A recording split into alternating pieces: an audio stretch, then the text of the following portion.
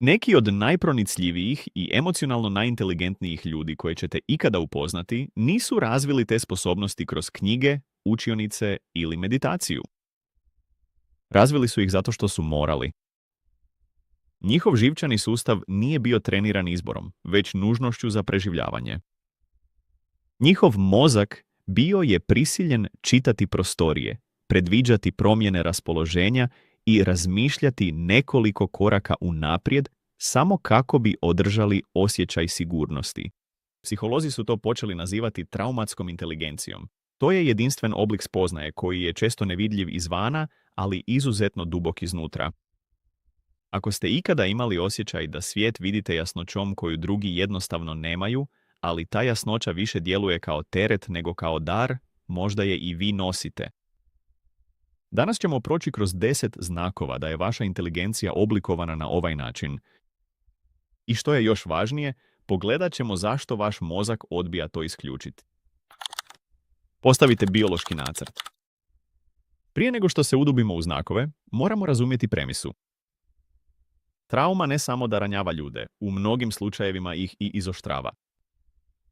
Istraživanja pokazuju da djeca koja odrastaju u nepredvidivim ili emocionalno složenim okruženjima razvijaju pojačanu osjetljivost na društvene znakove.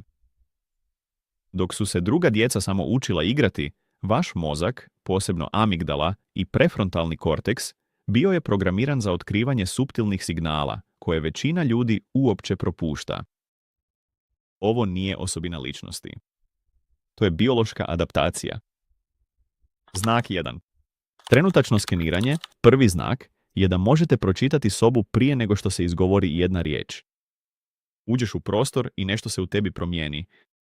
Tiha unutarnja budnost. Ne gledaš samo ljude, već primjećuješ mikronapetost u nečijem držanju, usiljeni osmijeh ili način na koji dvoje ljudi stoji nekoliko centimetara predaleko jedno od drugoga. To nije mistična intuicija, već visokorazinsko prepoznavanje obrazaca. Tvoj mozak je treniran da skenira emocionalne podatke jer su ti, u jednom trenutku tvog života, ti podaci bili jedini način da predvidiš što će se sljedeće dogoditi. Znak 2. Percepcija neizrečenog. Primjećuješ kada se netko muči, čak i kada tvrdi da je sasvim dobro. Osjetiš promjenu u nečijoj energiji prije nego što su je oni sami stigli osvijestiti. Dok drugi slušaju izgovorene riječi, ti slušaš ritam njihovog disanja, ton njihovog glasa i duge tišine između rečenica. Postao si učenik onoga što se ne govori, jer je neizrečeno nekada bilo opasnije od izgovorenog. Mnogi ga ponovno navuku, ali primjećivanje tih stvari je samo površina. Prava težina traumatske inteligencije očituje se u tome kako se vaš mozak nosi s pritiskom kada stvari zapravo krenu po zlu. Znak 3. Strateški, mirno, u kaosu. Kad vas udari kriza ili se stvari oko vas raspadaju, ne smrznete se. Umjesto toga, postajete izvanredno smireni i strateški nastrojeni. Dok svi ostali paničare, vaš mozak ulazi u fokusirano način preživljavanja. To je ono što istraživači opisuju kao inokulaciju stresa. Budući da su vam situacije s visokim ulozima bile normalne toliko dugo, vaš živčani sustav je kalibriran da funkcionira u kaosu. Ne samo da podnosiš pritisak, već se njime nosiš s preciznošću koja je drugima zbunjujuća. Znak 4. Analiza kompulzivnog ponašanja. Duboko razmišljate o ljudskom ponašanju, često gotovo kompulzivno. Ne samo da promatraš ljude, već analiziraš zašto rade ono što rade. Ponavljaš razgovore u glavi, ne zato što si opsjednut sobom, već zato što tražiš značenje iza postupaka koje drugi nisu ni registrirali. Postali ste proučavatelj ljudske prirode, jer ste smatrali da je razumijevanje ljudi oko sebe ključno za vašu dobrobit. Za tebe, ljudi nisu samo ljudi, oni su sustavi koje treba razumjeti. Znak 5. Društveni kameleon. Imaš nevjerojatnu sposobnost prilagoditi svoju osobnost kako bi odgovarala osobi s kojom si. Točno znate koja je verzija vas samih sigurna ili poželjna u bilo kojoj situaciji. Možete zrcaliti nečiju energiju, uskladiti se s njihovim tonom i postati upravo ono što im je potrebno da budete. Iako vas to čini nevjerojatno simpatičnim i prilagodljivim, često vas ostavlja s tihim, dugotrajnim pitanjem. Tko sam ja kada u sobi nema nikoga drugoga da se ogledam? Mini Rehook 2. Ide dublje. Ova inteligencija se ne odnosi samo na način na koji komunicirate sa svijetom. Radi se o tome kako je vaš mozak izgradio visokotehnološki alarmni sustav koji vas štiti od nepoznatog. Znak 6. Alarm za nedosljednost. Odmah uočavate neskladnosti. Ako nečije riječi ne odgovaraju govoru tijela, to se osjeća kao da vam se u prsima oglasi fizičko zvono za uzbunu. Ti si ljudski detektor laži, ne zato što to želiš biti, već zato što je tvoj mozak obučen da pronađe jaz između onoga što ljudi govore i onoga što zapravo osjećaju. U tvom svijetu nedosljednost nije samo greška, već znak upozorenja. Znak 7. Kronično planiranje za nepredviđene situacije, nikad to jednostavno ne uspiješ izvesti.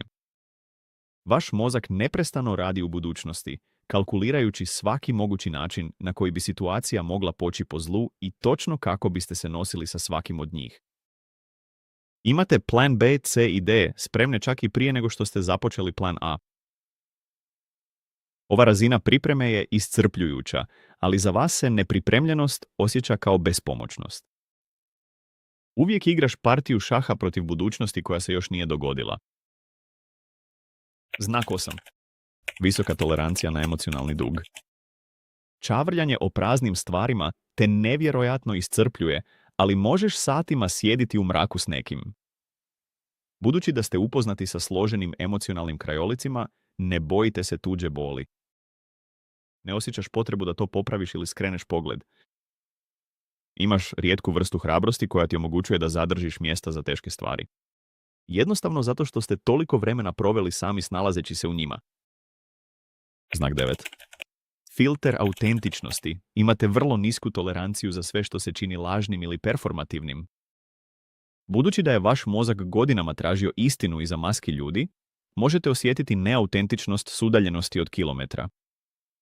Žudite za dubinom i stvarnošću, a plitka priroda mnogih društvenih interakcija često vam je fizički zamorna. Radije biste bili sami nego u sobi punoj ljudi koji nose maske. Znak 10. Visoka cijena mirovanja. Konačni znak je da vam je nevjerojatno teško jednostavno biti. Kad je sve tiho i sigurno, vaš mozak se često osjeća nelagodno. Traži problem koji treba riješiti ili prijetnju koju treba skenirati. Imaš mentalitet čekanja da ti druga cipela padne. Mirnoća se osjeća kao zamka, jer je tvoja inteligencija izgrađena na temeljima kretanja i budnosti. Glavno otkriće. Preoblikovanje. Odvojite trenutak da pogledate sve što smo upravo opisali. Pronicljivost, strateški mir, analitička dubina i otpornost. Godinama ste možda na ove osobine gledali kao na mane. Možda ste sebe doživljavali kao previše intenzivnu, preintenzivnu ili previše slomljenu osobu. Ali evo istine koja mijenja sve. To nisu slabosti prerušene u snage. To su istinske kognitivne prilagodbe. One su dokaz koliko je tvoj mozak izuzetno prilagodljiv i briljantan. Nisi slomljen zato što primjećuješ previše. Ti si visoko specijaliziran. Nosite oblik inteligencije koji vam omogućuje da s preciznošću prolazite kroz složenosti ljudske prirode na način koji većina ljudi nikada neće razumjeti. Završni obrat. Završni obrat je ovo. Upravo onaj radar koji si izgradio da se zaštitiš od drugih sada možeš koristiti kao alat za izgradnju života kakvog zaista želiš. Cijeli si život koristio tu inteligenciju da preživiš u svijetu. Sada imaš priliku koristiti je kako bi razumio samog sebe. Više ne moraš biti žrtva svoje svjesnosti. Možeš biti njezin gospodar. Ako ti se činilo da je ovaj video kao da ti netko napokon čita priručnik za tvoj vlastiti mozak, napiši riječ radar u komentarima. Pogledajmo koliko nas ima koji shvaćamo da je naša osjetljivost zapravo naše najveće oruđe. Ne zaboravi se pretplatiti za još dubljih uvida u psihologiju onoga tko smo. A ako želiš saznati kako zaustaviti pretjerano razmišljanje koje dolazi s ovom inteligencijom, pogledaj ovaj video sljedeći. Vidimo se u sljedećem videu. Budi svjestan, ali zapamti, napokon je u redu isključiti radar.